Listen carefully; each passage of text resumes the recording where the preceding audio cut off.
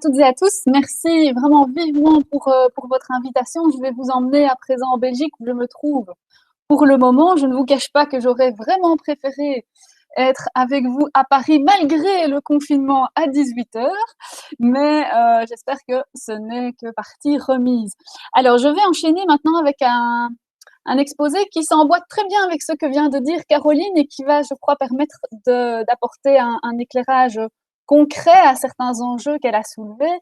Donc, je vais vous parler d'un outil qui a attiré mon attention dans le cadre de mes recherches pour des raisons qui ne sont absolument pas intellectuelles.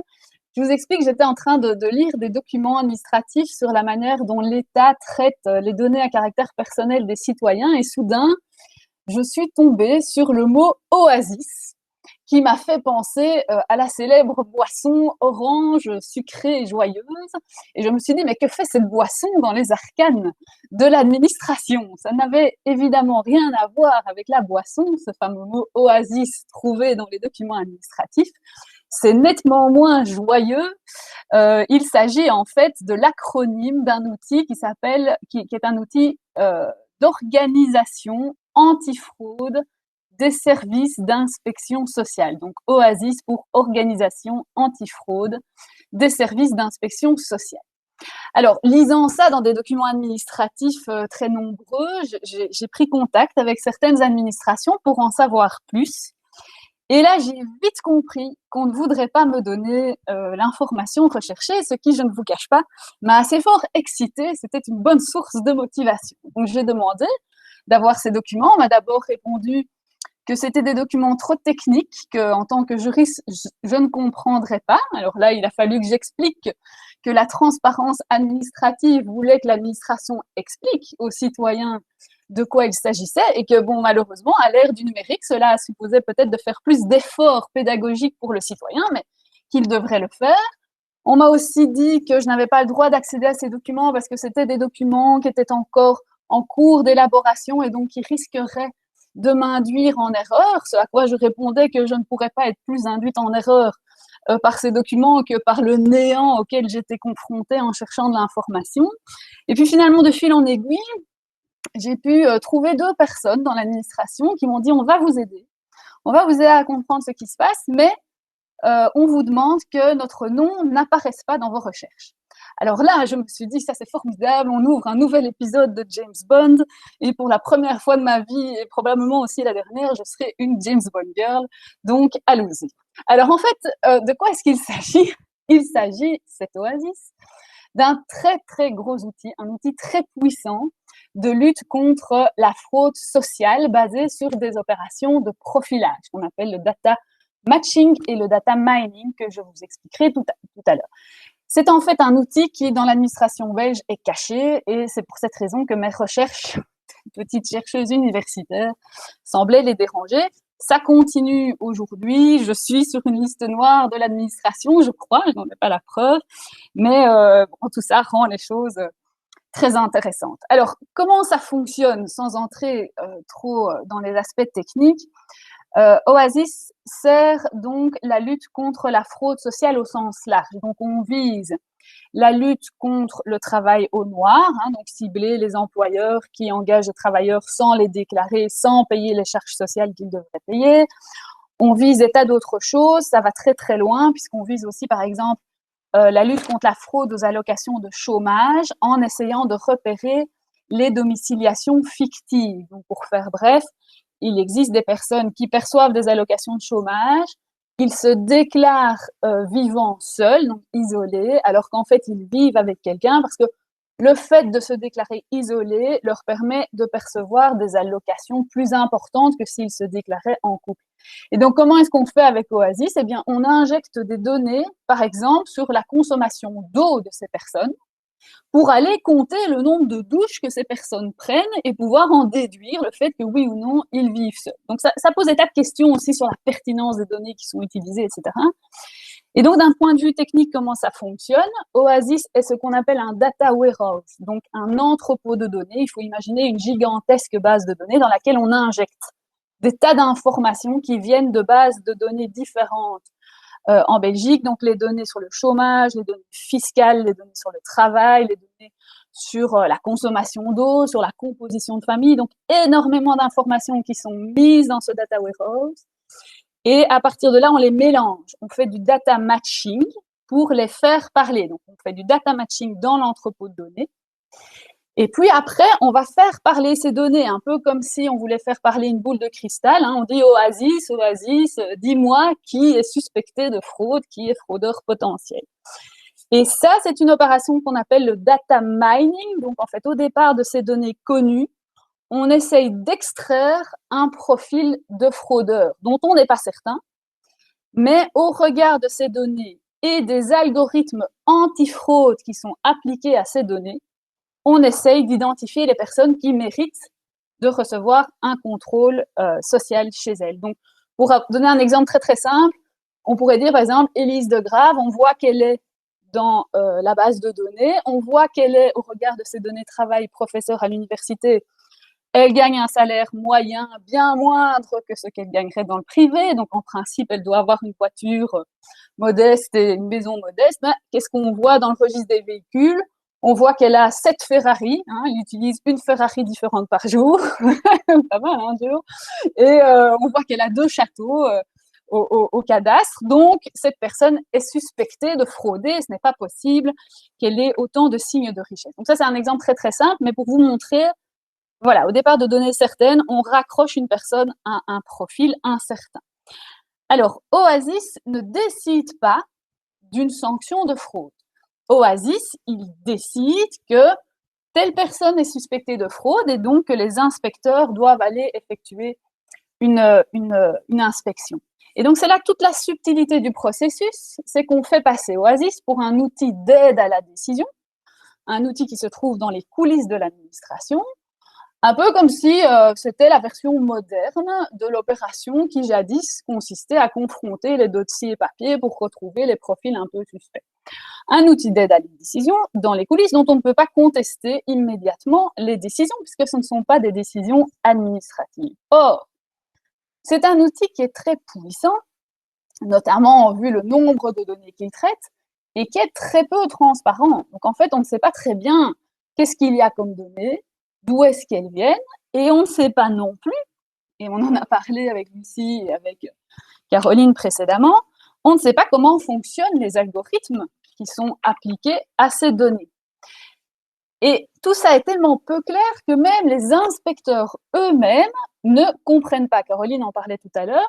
Moi, j'ai eu des discussions avec des inspecteurs qui me disaient, mais jadis, on pouvait aller, en faisant l'inspection, on expliquait aux personnes qu'est-ce qui leur était reproché. Parce que finalement, les fraudes ne sont pas des fraudes toutes organisées à l'avance. Il y a des fraudes qui sont parfois involontaires et ça vaut la peine au moment d'une inspection d'expliquer aux personnes quel est le problème, qu'est-ce qu'elles ont mal fait. Et les inspecteurs, eux, me disaient, mais nous, on est meurtris, en fait, de cette situation. Parce qu'on nous dit d'aller sur place, d'aller faire tel contrôle et de sanctionner telle personne. Et l'outil est effectivement très efficace. Hein, on parle de 90% d'efficacité. Mais on ne peut pas expliquer aux personnes ce qu'elles ont fait puisqu'on ne sait pas pourquoi est-ce qu'on est là, pourquoi est-ce qu'on doit aller les contrôler. Et donc, ça pose vraiment beaucoup de questions. Je vais en cibler 2 ici à ce stade. Il y a d'abord une première question qui est de dire, OK, Oasis est un outil d'aide à la décision, d'accord, Oasis ne prend pas lui-même la décision de sanctionner la fraude. Mais l'inspecteur qui va prendre la décision de sanctionner la fraude, il prend une décision qui, à mon sens, est en grande partie dictée par Oasis. C'est Oasis, initialement, qui dit à l'inspecteur où est-ce qu'il doit aller contrôler et qu'est-ce qu'il devra sanctionner. Et donc, ma question, c'est d'avoir, et je ne l'ai pas encore résolue, au moment où cet inspecteur prend la décision de sanctionner la fraude, est-ce que cette décision n'est pas à ce point déterminée par Oasis qu'on devrait considérer qu'il s'agit là d'une décision entièrement automatisée, ce qui est interdit notamment par l'article 22 du RGPD. C'est vraiment une question qui est encore en suspens, mais à partir du moment où l'inspecteur n'a plus de marge de manœuvre, ne comprend pas pourquoi il va à un endroit et pas à un autre, est-ce qu'il n'y a pas là, à la base, une décision entièrement automatisée qui est prise par Oasis? Par ailleurs, l'autre problème, c'est le problème des algorithmes qu'on ne comprend pas et des données qui nourrissent ces algorithmes qu'on ne connaît pas. Donc, il faut bien se figurer que ces algorithmes qui sont utilisés dans un outil comme Oasis, ce sont des algorithmes qui sont utilisés dans un outil de l'État. Ça veut dire un outil qui impacte tous les citoyens.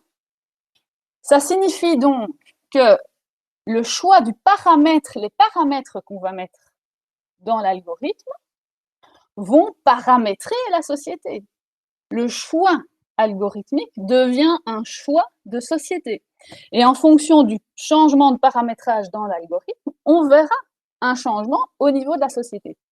Et cette situation est comparable à la situation dans laquelle on verrait le Parlement qui dirait ben, maintenant, on va modifier la loi sur la fraude sociale, on va rediscuter de cette loi, on va rediscuter des critères que l'on utilise, on va modifier des critères.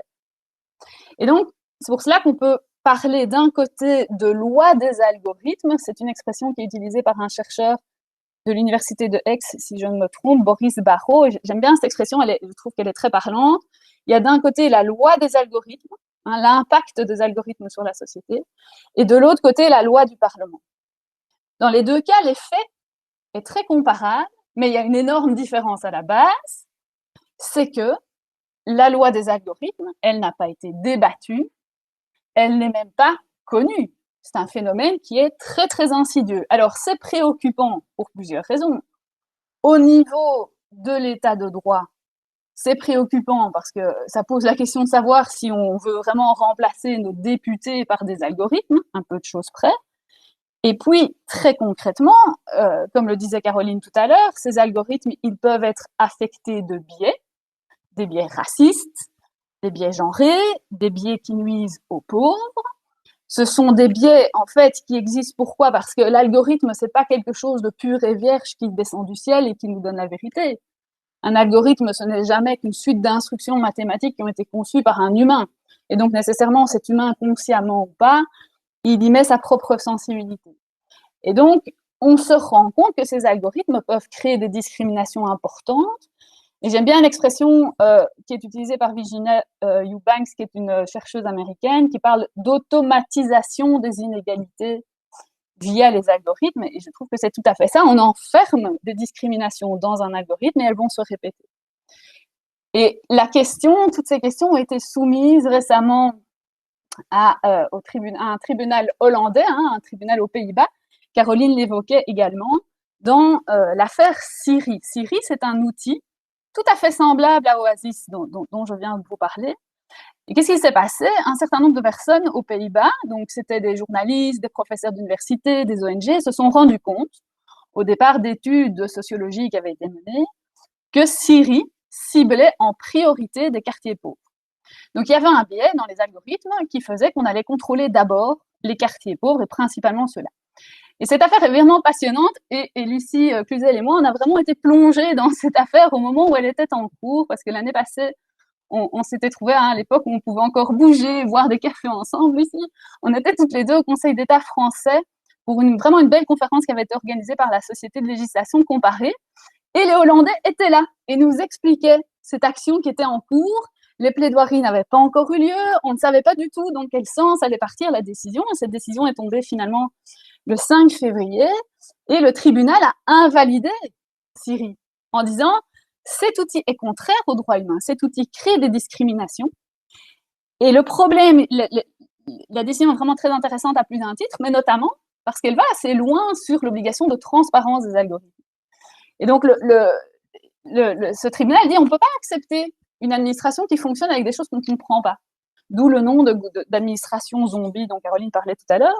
Donc, il y avait une violation de vie privée, mais il y avait aussi une violation des droits humains. C'est la première décision de justice qui invalide un dispositif algorithmique parce qu'il viole les droits humains. Et donc, la similitude avec l'affaire avec Oasis est assez interpellante. Pardon.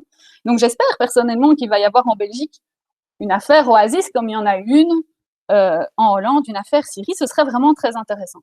Et donc, finalement, pour conclure, je trouve que cette situation est préoccupante parce qu'elle ébranle les piliers de l'état de droit, notamment la légalité, la transparence, le contrôle. Je vais me concentrer ici sur le principe de l'égalité. Ce qui est interpellant, c'est qu'on a l'impression qu'il y a une sorte de démission du Parlement lorsqu'il s'agit de devoir encadrer des dispositifs numériques. Hein, donc on a l'impression, et à force d'en parler aussi avec des députés, je me rends compte que c'est toujours les mêmes réactions. « Ouh là là, c'est technique.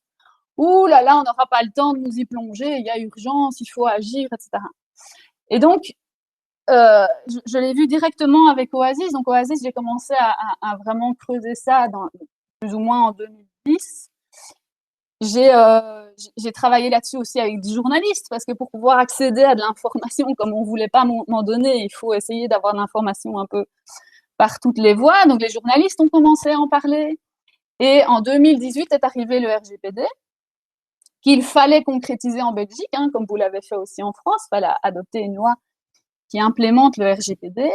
Et là, j'ai l'impression que l'administration s'est dit « Oui, Oasis, on commence à en parler, il y a le RGPD, on risque d'avoir des problèmes. » Et donc, ils ont essayé d'intégrer un semblant de disposition légale. Parce que ce que je n'ai pas assez dit jusqu'ici, c'est que Oasis était un outil tout à fait caché, sans aucune loi. Et donc, c'est pour ça qu'on ne voulait pas me donner d'infos. En fait, c'est vraiment un outil pour lequel on ne voulait absolument pas que quelqu'un mette ses mains là-dedans. C'est un truc tout à fait caché. Et donc là, ils se sont dit, il faut peut-être quand même un tout petit peu baliser au niveau légal. Et alors, ils ont tenté de mettre une disposition qui semblait encadrer Oasis. Et ça a été soumis à la section de législation du Conseil d'État. Mais il se trouve que justement, pour cette loi-là, j'avais été appelée à la rescousse par la section de législation du Conseil d'État, parce qu'il fallait se prononcer sur des tas de questions liées au RGPD. Et donc, j'ai vu apparaître cette disposition. Je me dis, ça, c'est fantastique. Ça fait des années que je cherche. Et là, maintenant, la disposition arrive.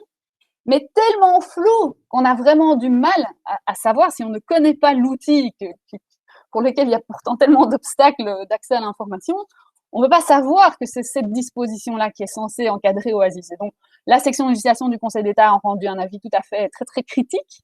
Ils ont dû revoir leur copie. La disposition existe aujourd'hui, mais est éminemment floue, et donc c'est la porte ouverte vers tous les abus. Et il y a 3 jours, mon sang n'a fait qu'un tour quand j'ai découvert dans un arrêté ministériel, ça veut dire un arrêté adopté par la seule ministre de l'Intérieur, qu'on allait maintenant injecter les données Covid. Toutes les données utilisées dans le cadre, donc récoltées dans le cadre de la lutte contre le Covid, vont pouvoir être utilisées par l'Office national de sécurité sociale, donc l'Office national auprès duquel est hébergé Oasis, pour on ne sait pas quelle finalité.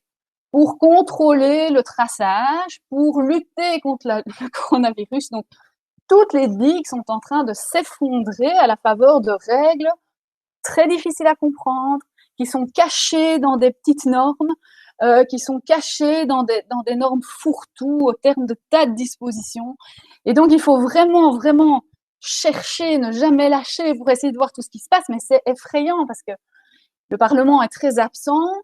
On sent quand même une inquiétude dans la population face à ces digues qui s'effondrent, mais il faut d'abord pouvoir bien comprendre ce qui se passe et on ne comprend pas. Et donc voilà, c'est un problème très général, le fait que la loi va mal, que la loi est malade, mais il faut rappeler que cette loi, elle est là pour qu'il y ait un débat démocratique, pour permettre un accès à la compréhension de ce qu'il se passe.